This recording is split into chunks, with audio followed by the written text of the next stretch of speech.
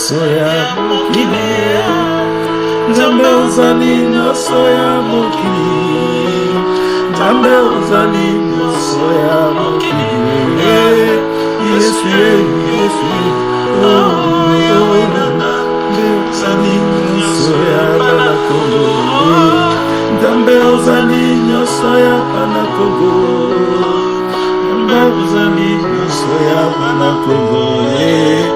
Yesu, Yesu, Yolingo, Yolingo, Ozali, Yosoya, Tambe, Ozali. Dieu d'amour, Dieu parfait, Dieu subsistant, à qui nous donnons toute notre personnalité, toute notre concerne, qui que ce soit. Tous sont venus de la croix, qui est Emmanuel, Jésus-Christ. Nous étions à mon foudé. O ezali tango nyonso mofude ekaukaka te ekufaka te Yesu Masia, l'étoile du ciel, l'étoile vivant, l'étoile de la paix, la pierre de la paix, la pierre du feu puissant. Hosanna, Hosanna, Hosanna. Ezali yo Nzambe. Mosusu azali te oyo biso tokobelela, oyo biso tokososola, tokosanzola. Mokote azali, ezali yo Yesu Masia, oyo oyena mokili, kosilisa mosala oyo yo lingaki osilisa, par Emmanuel, une autorité suprême, une autorité de la vérité, une autorité qui vient de franchir pour triompher tous les ennemis de Dieu sur la terre de vivants. Hosanna, Hosanna, nous t'implorons aujourd'hui. Nous t'implorons le grand succès que tu es venu avec, mon Père de la vérité, mon Père, Dieu vivant, à qui je donne tout moi-même en toi, parce qu'il n'y a que toi la vérité. Nous t'aimons beaucoup, Seigneur. C'est la parole donnée que je vois en moi avec deux enfants. C'est amour. Oh, Hosanna, Hosanna, Hosanna. C'est avoir la crainte de l'éternité. C'est pardonner entre nous les uns les autres. C'est ça la volonté du Père qui est venu sur la terre des vivants.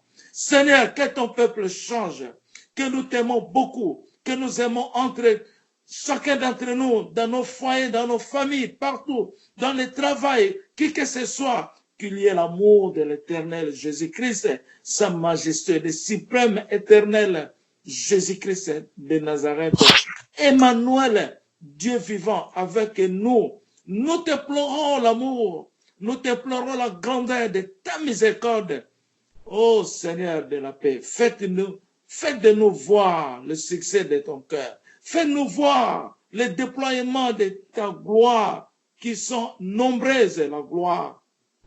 Parce que tu es le plus glorieux. Avant la fondation du monde, tu as été toujours le plus glorifié. Avant toutes choses, tu as été toujours le plus aimable dans ce monde, le plus puissant, le plus haut des cieux. Il n'y a que toi. Ouvre nos cœurs maintenant. Ouvre nos sens de vie, afin que nous vivons dans le sens de l'Esprit Saint de Dieu. Afin que nous voyons dans le chemin de la vérité, qui est la lumière Christ Jésus-Christ. Afin que nous contemplons les bonheurs du paradis qui reviennent sur la terre maintenant. Au Congo, au royaume royal sacerdoce. Hosanna, Hosanna, le pays que tu as aimé, le pays qui est toi-même, le pays qui devient la terre du monde, là où tu as fait toutes choses en toi seul, nul n'a conseillé. Il n'y a que toi qui es le suprême de la vérité. Merci Seigneur, je t'aime, nous t'aimons, nous t'implorons, nous te donnons toutes nous-mêmes en toi, afin que Seigneur, ta main nous conduise dans la vérité, dans les instructions, dans les conseils, chacun d'entre nous, que tu nous vois et que tu nous donnes ce que tu nous as réservé. Le Congo a été un pays de réserve pour la fin du temps. Mais les uns les autres n'ont pas su que Dieu a réservé le Congo pour le temps que nous sommes aujourd'hui. Le Congo qui devient le pays de l'arbre noir des États-Unis, la définition que tu m'as donnée. Le pays de l'arbre noir des États-Unis. au nom de Jésus-Christ, qui va s'élever plus haute que toutes les nations sur la terre, même les États-Unis présents. Parce que tu nous as gardés, tu nous as fait des choses surprises, tu nous as fait des choses dans la Matrimine 3, qui se fait maintenant le millénium nouveau de Jésus-Christ de Nazareth. Emmanuel qui est venu, pas celui qui a créé le monde. Et il est venu conquérir, et il est venu rétablir, reconstruire la paix dans le monde, donner le monde l'accent de la vérité, parce que Dieu a créé l'homme parfaitement. Toute la création a été parfaitement faite.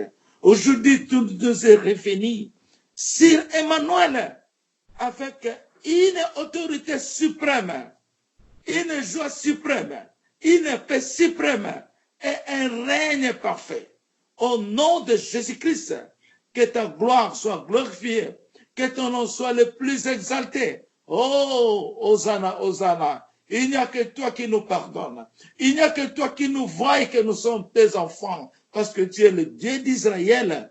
Ni ne peut faire comme toi, ni ne te conseille. Jamais.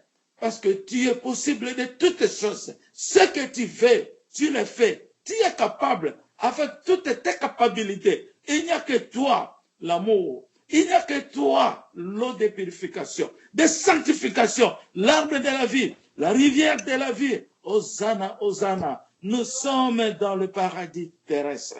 Nous sommes dans la joie de Dieu. Nous sommes dans la paix de Dieu. Que nous embrassons l'amour de Dieu. Que nous embrassons sa bienveillance avec toute opportunité. Cet événement qui est grand dans le monde doit se voir et le monde va comprendre qui est Jésus-Christ de Nazareth. Emmanuel, Dieu vivant avec nous. Nous t'implorons par l'amour, par la grandeur de l'épée, par la justice de Sa Majesté, Jésus-Christ, l'honneur du monde, la gloire du monde, l'autorité du monde, alléluia, la sanctification du monde, la vérité, rien que la vérité, c'est toi mon Père vivant. Na kombo na Yesu, tolobi amen. Totali David ndengaza exemplaire ya koluka elungi ya Nzambe. Oyo bazobenga la roi de la terre, le roi sur la terre. Oyo azana nyonso, oyo aza munoko wa Nzambe. Metala ndenga azolela Nzambe. Azana nyonso, eloko nini ekokeki kozanga David na vi na ye. Eloko nini ekokeki kozanga David. Soki totali ata na masumu asalaki ya liboso lero wana na molimo sante komeli vraiment te. Po azomona aza na nyonso. Mais kozala na nyonso elingi koloba teke eleki Nzambe. Mais tango oza na Nzambe eleki nyonso. Tango David azwi ki royauté na ye, Nzambe azalaki na ye. Mais lo yenge ya mokili etengimisaki ye. Akotaki na ba préjudice oyo Bible elinga natangaki na classe. Totangaki les 4 péchés à David. Nzambe afudisaki ye les 4 péchés. Afutaki yango pour Dieu est juste. Mais tango aye ko comprendre Nzambe, tango aye ko saisir Nzambe oaza ko bundisa ye, oaza ko longisa ye na ba lion. David amonaki ke mokili na mokili za Nzambe. Amonaki lisusu ba bien-être ya mokili te. Amonaki yango lisusu te, amonaki kaka Nzambe. Oazali nyonso na mokili. C'est Jésus-Christ de Nazareth. Ozomona, eza deux façons. To comprendre bien, deux façons. Eza façon oza na Nzambe na yo, mais oza pe na mokili. Mais ça la façon, oza na Nzambe na yo, mais tu n'es plus dans le monde. Ce monde ne te concerne plus, parce que Dieu qui est le plus grand de ce monde, faut te comprendre en gros. Parce que au kokosa na mokili oza na Nzambe, mais Nzambe azomona yo lingi mokili. Cela veut dire oza parti côté. Mais Nzambe pas sorti côté pour Nzambe lingi te comprendre ndenge tozo vivre. Mais tant oya ko comprendre qui est Jésus-Christ, o komona ba bien-être ya mokili, oyo passer à 3e position. eza na yo so na ntina okolinga yango mpo oza mpe na mosuni mais na kati na yo eza na peut-être mwa 10% kaka nyonso etikali nzambe mpe tokozwa ye na 90% te nzambe fo tozwa ye na 100% koleka meme okomona oyo etikali ekomi baccessoire parce que osomoni ke nzambe aza likolo ya nyonso pourquoi po nzambe nde moto asalaka yango nzambe nde moto apesaka mokili yango nzambe nde moto apermetaka yango nzambe nde asalaki satan nzambe asali mpe motu to comprendre yango bien cela veut dire ntango tozokota mingi na badistraction nde place satana wana aza koatrape bana nzambe yango wana toyokana bien lelo selo masolo nazosola na bino ndenge nazoka mawa baproblème ezolenga na bandako na babiloko wana mpe nayebisaki ndeko na nga wana ke lelo na koloba yango ezala sujet moke na kati ya royaume s'il vous plaît nalingi te boniokwama na kati ya mabota na bino soit na kati ya bafamille na bino soki otie nzambe na yo na monene na nyonso je vous assure sois assuré que ce Dieu-là est capable de vous protéger pour toutes choses mauvaises qui viennent pour t'embrouiller les embrouillements nzambe ako soutenir yo mais eloko biso tolingi toyeba il faut tondima tozala pe patient tant toza na moment ya patience faut garder le silence. Faites comme rien n'était, rien n'existe là, comme le mal. Bazo finga yo, bazo sala yo boye. Toi, sois toujours attaché à ton Dieu, en secret. Na kati na yo, kangama na nzambe. Likambo yo zoko tungisa yo butu moye. Nazo pesa yo témoignage, ya liloba oyo, oko témoigner yango. Oko témoigner liloba oyo soko za na confiance en nzambe mais soki mutazo tungisa yo ndeko na ya wuti libanda ye po tungisa yo benemi ba wuti libanda ye po ba tungisa yo na yebisa bino soki yo zo landango au salaire Jésus ayebaki bien que ennemi na ye aye po ateka ye matushaki yete atunaki ye pete yo yokoteka nga yo non Jésus tant bazo sa la saint azo lo bana bango ba disciple pe bazo ebate azo lo bana nani ba yebaki te même ye moko pe e mukolo likambo ayebaki te soki bazo lo bana ye mais au moins que ya kenaki ko tomber na piège pona lokoso ya mbongo ndenge David asalaka Salomon Samson ozomona moto atombaka na piège ya ennemi oyo azalaka lokoso oyo azalaka na précipitation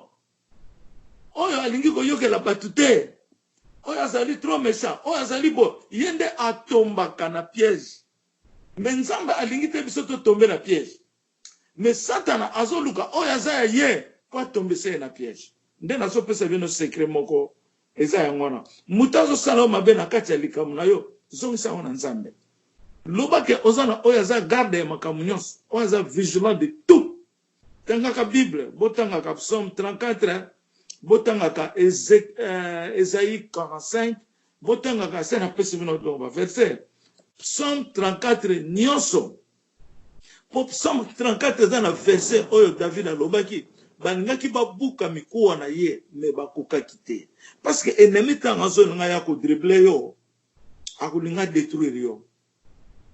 Akolinga pena akase yo osili ndenge tozomona bato mingi na mukilo bukani mamso bazongi na mabele mais soko zotanga Psaume 34 ezaka kaposa la lecture mais comprendre maloba oyo banda ko répéter chaque jour na Psaume 34 comprendre yango saisir maloba wana nde okoyeba munene nzambe za ndenge.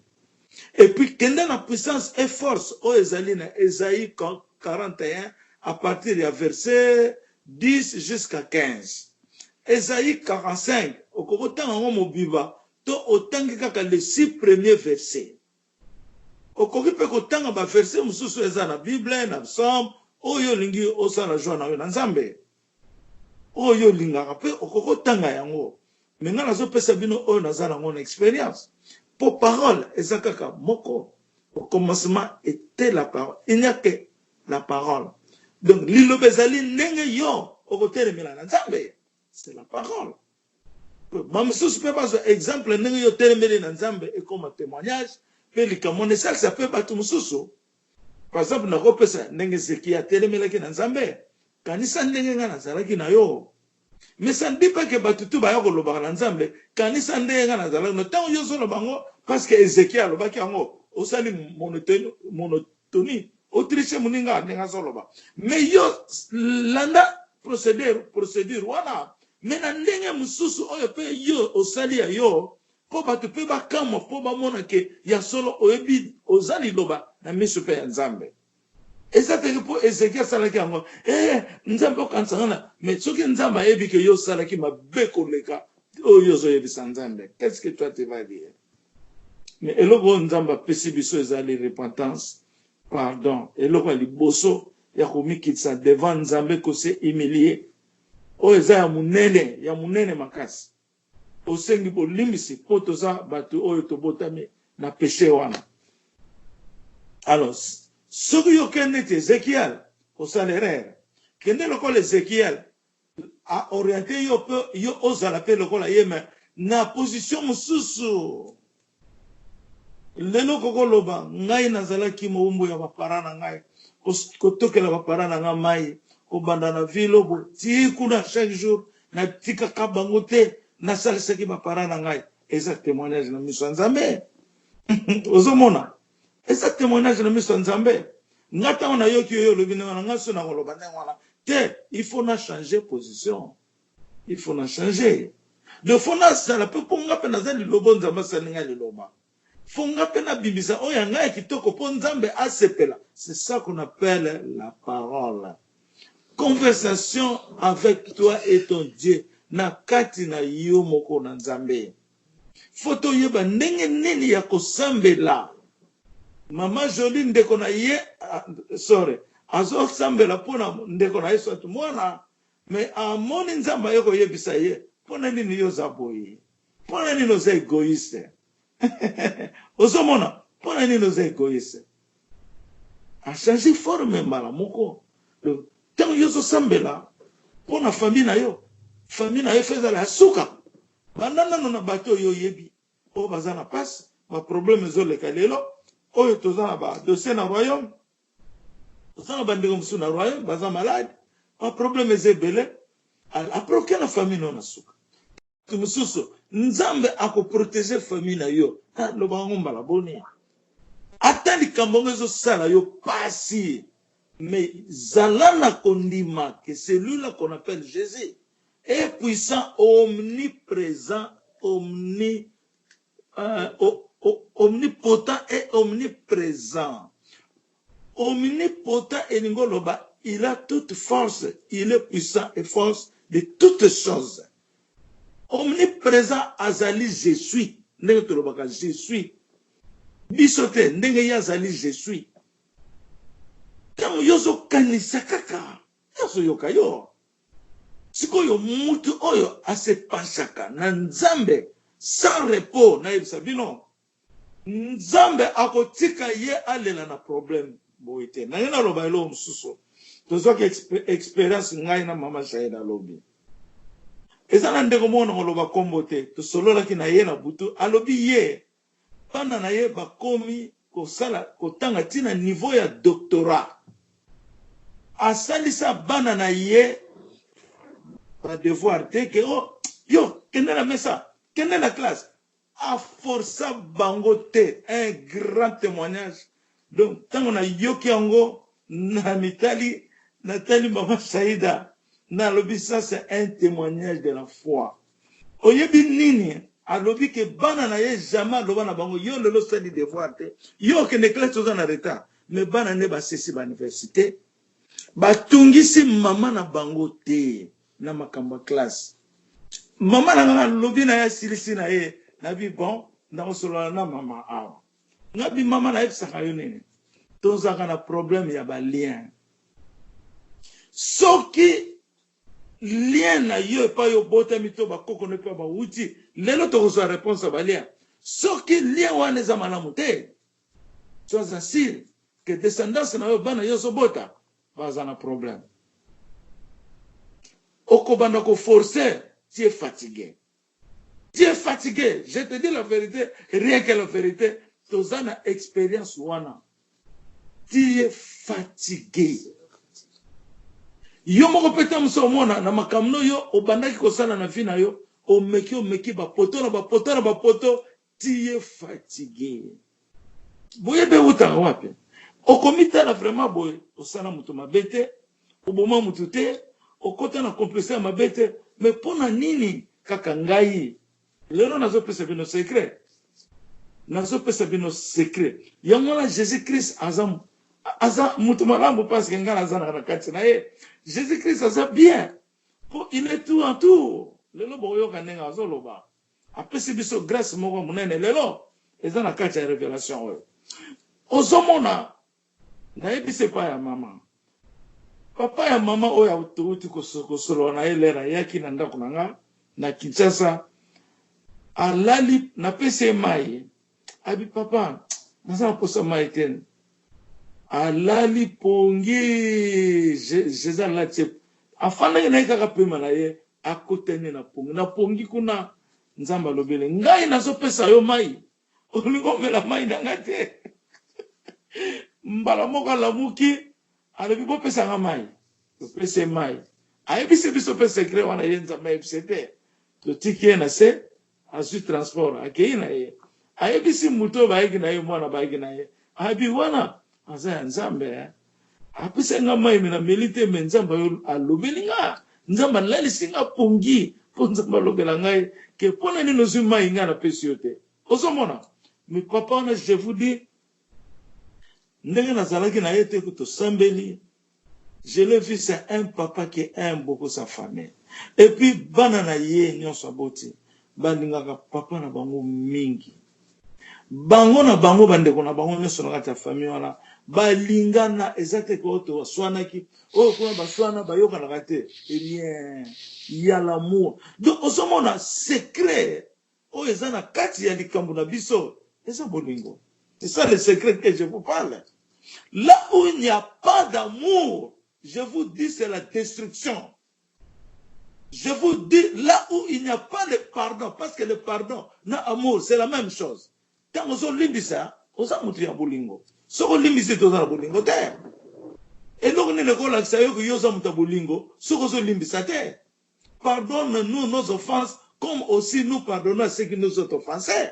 Donc, on s'en rend compte. Donc, alors, et où est la descendance de Bokoko na bango? Papa ya boti pe na papa wana aza bien bana bazo ya bien bazo kende malamu okomona mwana azo kende classe oko forcer yete mwana za tetite bana bazo beisa ndenge to mona ndete ba famille ya mindele awa tozo mona wana ba famille ya mindele n'États-Unis awa enseignant oyo azo tangisa na école secondaire comme sous okolanda ye bien azana doctorat moko azoninga komata na des doctorats. Cela veut dire le système dans ce pays ezana mindele bazana bolingo na ndenge na bango discipline otobenga la discipline égale l'amour égale Jésus. Okomona que discipline wana c'est la parole. Discipline wana ezo komisa bango que mwana kende classe est comme normal mais na biso africain. Donc, il faut yo parents oyebisa mwana soko su examen na osombe lo voiture. Peut-être mwana ko ko forcer. Ata soko yebisa ngwana. Mais mwana soko forcer, mais mwana eza choix na été pour destination descendance wuti malamu te. Et eza trop bizarre. Eza trop bizarre. Omoni nde secret eza mo soki na lo biloko yo.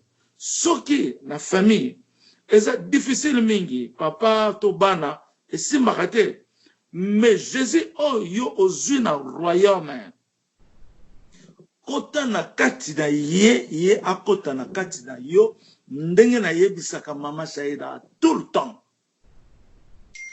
tout le temps. Kota na kati na ngai, ngana kota na kati na yo. Et là, tu verras les choses qui sont cachées. Et il y aura la délivrance. Pour Nzamba lobi, na tindi yo, oya kokota tina kati ya circulation na kati ya mitema na bango. Kota tina kati ya mitema na bango.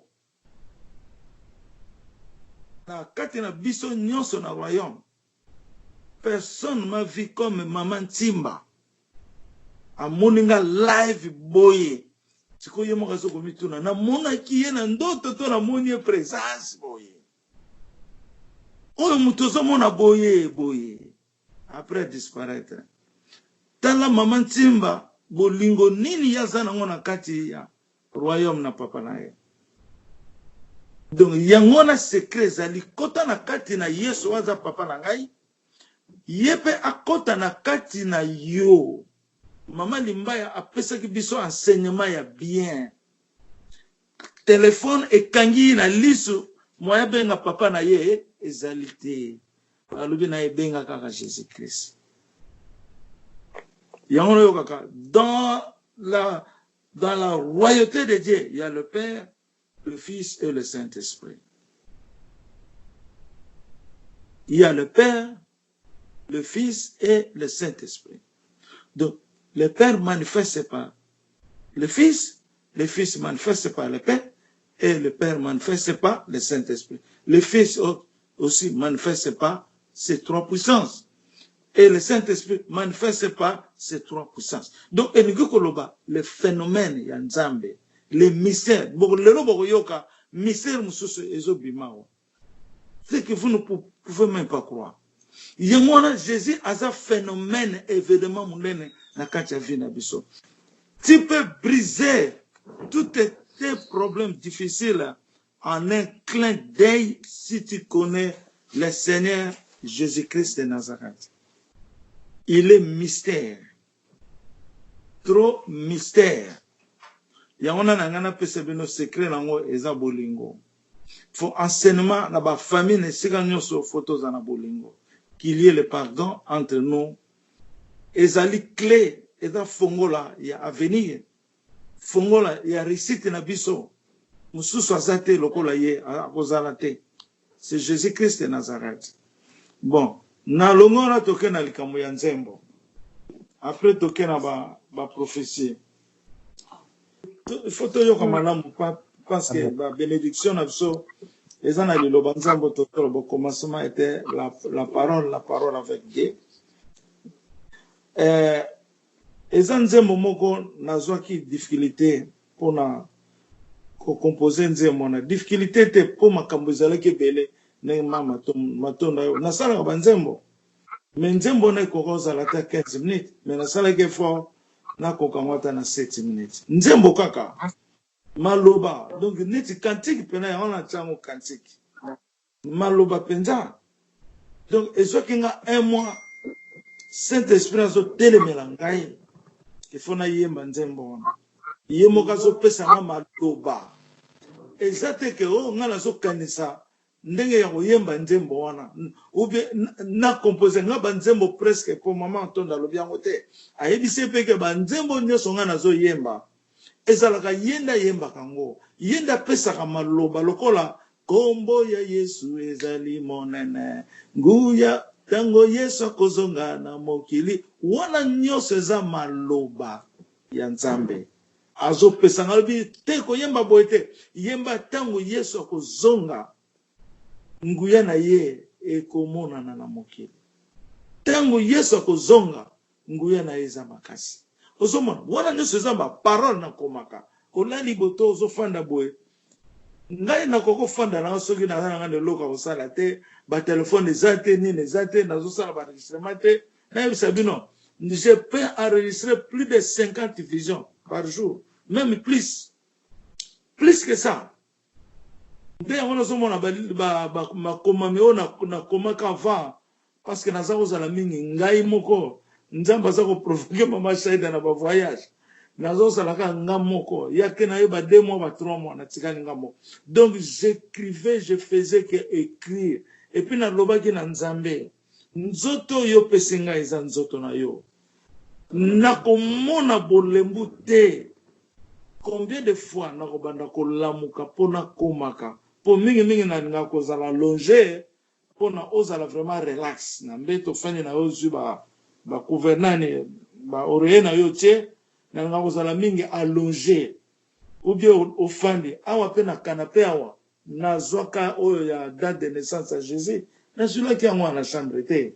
Donc côté nyonso ezala na avion ezala wapi quand on a wuti Bruxelles quand tu kutana na 2018 wana koyana nga bomona ngene na otindela no ba vision mais soki na fandi na kimia Dieu me parle beaucoup, il me chante nzembo wana ezako yaka na koyemba okomona na bando yemba okomona na bando yemba na bite engo kende mwanze mona sa kwa registra mote il faut na restaurant na tene na no voix ezako kauka ndenge na sambela ya koganga na ansi boko remarquer que prière na nga nazo ganga susute na komi ko kita mingi po nazo sambela na bato belé voix ezo sara pona kimiate okomona ke na yembi voix bébé na bandele nzamba lobia nazana ntina mungongo na yote nazana ntina ya liloba bato ba yoka liloba ngamoko na yoko comprendre oui soki bato ba yokelango na condition oyo bakoyeba vraiment ke moto oyo azalaki na posa liloba oyo bato ba yokango eza po voix ezala bien te omoni siko na se rétablir siko na bi bon na oyemba ngo siko nde Seigneur abando yembela ngai papa na yembi oyebi ke tango na silisi yango na ngi na yemba ndenge na yemba ki wana na koki susu te po ezalaki maloba na ngai te. Et c'est ça qui fait aujourd'hui tina komaki yango banze monanga mingi soki na yembi na molimo santo fona koma yango na bando yekola yango lokola na yokaki yango pa mutu mosusu me nga moko mutu na yembaki yango po maloba oyo ezalaka na kati wana ezaka ya nzambe ya mutu te textuellement ndenge David azalaki ozomona nga naza na banzembo na dona koko loba naza na plus de 150 chansons me nga na mona yango eza moke Salomon akomaka nango 3000 nga na mona eza moke 150 na mona eza moke ozomona et puis nano toyembi yango te banzembo eza ebele pe ya kitoko ozomona nde na yo kosala nzembo wana na silisi yango na bibo na pe na mbongo osom ya kobenga ba guitariste te nzamba pesa nga munoko ebetaka drum ebetaka guitare ebetaka ba flip wana na beta wana munoko na nga yango mona accompagnement eza na nzembo wana eza somo nde yango nozomona nzembo wana ezolobela biso boye ezolobela biso ndenge Kongo anyokwami na kombo ya Israël ndenge bateki biso. Le pouvoir a été arraché par la Belgique. Donc, nous teki biso, botoli biso pouvoir. Pouvoir on a comme Israël, auto zobenga sceptre, auto tanga kilobi. Nde yangona ke magamsusu nana yebisi binote na komba Israël. Komba Israël nzambe yemoka zobenga le sceptre de l'indépendance. Soki Congo, auto zobenga royaume Congo, et zongite. Afrique eko zoka indépendance te. Afrique eza kopola. Afrique nyonso ko bandana Afrique du Sud tina likolo eza na ba Maroc.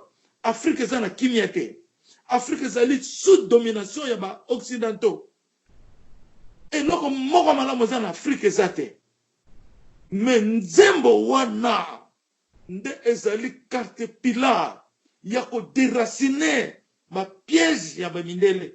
Ba piège o baza ba Satan. O ba yeko kunda na kati Afrique pour lelo Afrique la muka yango moni moya ko yemba ngo nyoso na nzembo zate mais na teki ba oza important mais ko expliquer nzembo ona ndeza ndenge na zoye bisabino siko Congo ba teka yango l'Afrique le Congo a été le pouvoir des Congo a été arraché par la Belgique kuna zalaki ba Lyon et Bel-Air et pas pouvoir on zalaki nde place to kendeki na 2018 ko zongisa pouvoir wana nde na monaki na zana Jésus na kati na ngai Yesu azobima a couleur or nazo sentir allez bimiselo loboko na ye amoni montre moko ezalaki a nord et noir ezo briller noir wana ezo lakisa Afrika donc sikoyo atianga na zongo po ya esprit nga na zana nzoto donc nzoto na ye zongo nde na zoki yango ona na kati avion nde alobi ozu yango ozu pouvoir wana oyo ezalaki voler na kindoki batekaki yango na kindoki Israël donc ozomona monene ya Israël eza Juda ona yebisa ibino lobi symbole ya Israël eza libanga oyo ezali kopela moto pe symbole mosusu ya Israël eza Singapura ndenge tolobaki lobi yango nozomona nzembo wana ezali révolution ya Jésus na 3e guerre mondiale oyo aye kolonga donc eza na nzembo wana ya Israël jamais Israël ekozalaka sous domination ya barasi mosusu Israël ekozonga royauté officielle ya Jésus-Christ de Nazareth na mokili oyo na Congo na mabele Afrique yango nozomona nzembo na soki olandi yango bien et puis na bosani koyebisa bino eloko moko kobosana te po ezo ndambo à chaque fois na bandaki koyeba nzembo na ntango na bando yoka yango je faisais que pleurer soki na bando yoka yango je faisais que pleurer soki nazo yoka yango je faisais que pleurer po mawa ya nzambe ezalaki na nzembo oyo David azalaki kososola nzambe na koyemba biloko mosusu totangaka na bapsaume eza banzembo David aza koyemba banzembo spirituel ozomona donc molimo santo amanifestaka mpe na bana nzambe nzambe azosala makambo na ye à travers le Saint-Esprit yango nozomona ke le Saint-Esprit est le fidèle de Dieu ya libela Saint-Esprit jamais kozala infidèle ya nzambe nzambe tanga yo kokota na nga alobi fidélité na ye eye kofanda epai na ngai nzambe azali kaka fidèle ozomona nde yango na ngai napesa bino histoire ya chanson wana lero mpe nasolo na mama Élysée namoni boyembi yango bien mais bobongisa kocomprendre maloba parce que na mama Aster boyembi bien mais photo totia maloba mpena na accent nango na position nango na bavoi na bino wana ya kitoko ekozala su eloko mosusu ya bien donc faut continuer koyekola yango mpo ngai moko nakomaki yango ntango nzambo kitoko me nazoko koyemba yango te mpo nazoko kobloke bango te donc elingi koloba c'est la puissance divine donc il faut luka elongi ya nzambe ezaka facile te ozomona eza na banzembo nanga presque mingi nayembaka ngo na mutu nakoyemba ngo yebise nga nakoyemba neti susu ntango nzambe apesi biso nzembo ya gloire ya Afrika wana nayembaki yango ntango mama Liliana akomeli nga natindela ye nzembo oyo ya ngai naleli yo Yesu nanga wana lisusu nde eza vraiment oyo babengaka positionnement na nga na mabele positionnement na nga na mabele eza na nzembo wana ozomona donc nzembo ngo nasala ngo boye comme ndenge nasali oyo te oyo ya Israël te mais nayembaka ngo kaka mpe nakobosana ngo te mpo na enregistre yango na email na nga na bomoboma banzembo mingi plus de 100 chansons na tia na ba email na ngai donc na ba guitare ndenge akobeta ba trompette na tia ngo kuna donc eza kaka jour tokozala na ba studio ya bien donc ekozalaki ba répétition ezaka ya banzembo mais nga nakumisaka papa nanga mpo nayebi ke naza le fils de Dieu vivant mais le père aye kokusangana na mwana na ye akomi moko mwana aza le fils le père aza le père l'esprit saint azali wana le père azoblige ngai nalobaka naza roi ya mabele le suprême ya mabele nakobanga te nakobanga mutu te nakoloba yango parce que soki ta ekoki nga nazobanga to nazoloba te nazofrene bana nzambe il faut naloba vérité parce que c'est comment make nzambe akoya na ntango suka alors ya nde yango oyo mpe tozomona yango oyo bakondima bandimi oyo bakondima te bandimi na bango te ozomona nde yango ozomona mama tondo nzambe azolakisa ye valeur ya banzembo tozoyemba na kati ya royaume lokola bisika toyembaka eponama dowana kutu me bozoyemba yango bien me bozozanga accent wana nde yango nezosenga fo kaka nga moko nazanga ntango bozosala ba répétition wana Donc sengeli nazala po vraiment eza banzembo oyo baangelo bayembaka ozomona tozala banzembo oyo euti likolo eza banzembo moto afabrike te ngai na fabrika yango te nalobaka yango na fabrika nzembo moko te quelqu'un qui vient de l'islam na baislam baza na banzembo na bango barabe kuna kuto koyeba kuto makambo nzembo te moto awutiki musulman ozomona na fabrika yango te lenga na bando yo bakoyoka banzembo ba angelo nasa kolamisa mama shaida